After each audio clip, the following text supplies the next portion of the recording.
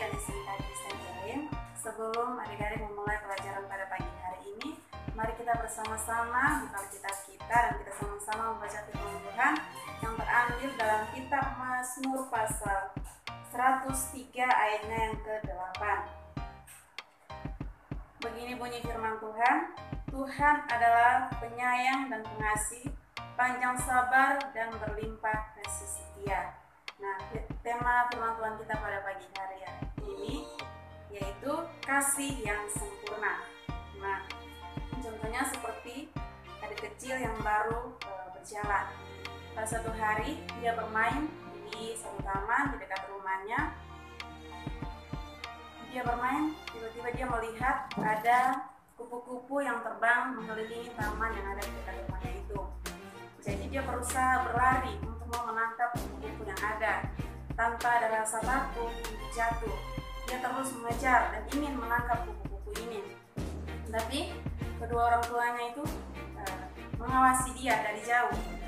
Tanpa dia meminta untuk mengawasi dia, kedua orang tuanya takut dia kenapa-kenapa. Jadi mereka mengawasi dia dari jauh.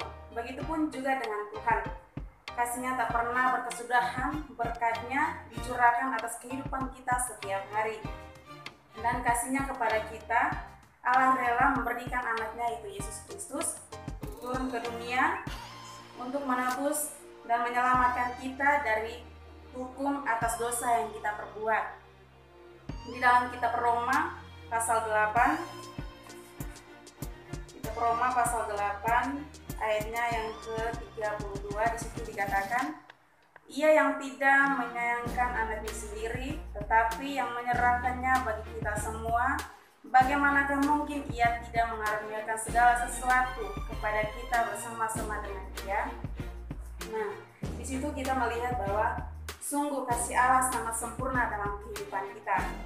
Jadi, tanpa kita meminta, Tuhan senantiasa memberikan yang terbaik dalam kehidupan kita.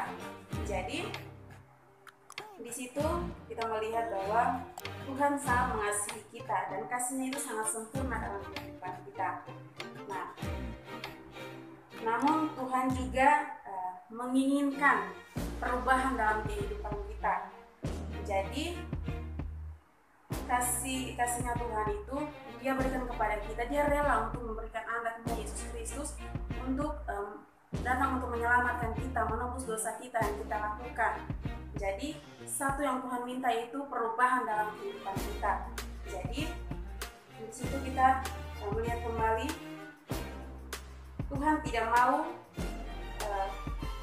mau kita kembali hidup dalam dosa, yaitu dengan tidak melakukan kesalahan lagi. Jadi Tuhan hanya mau kita berubah dalam kehidupan kita supaya kita tidak mengulangi kesalahan yang sama, tidak jatuh di kesalahan yang sama lagi. Jadi di situ kita melihat bahwa Tuhan mau kita merubah hidup kita dan kita tidak jatuh di hal yang sama lagi. Jadi kita harus melakukan hidup seturut dengan kehendak dan mau Tuhan.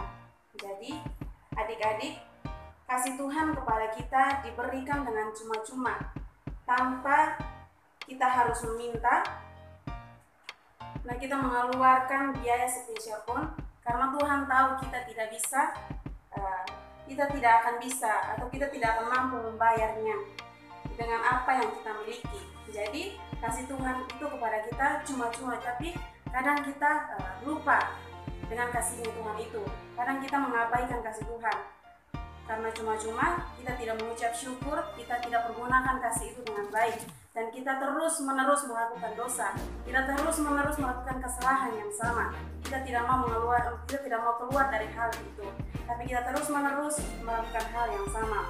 Jadi di sini Tuhan hanya mau kita merubah hidup kita, dan Tuhan tidak mau kita jatuh di hal yang sama, dosa yang sama.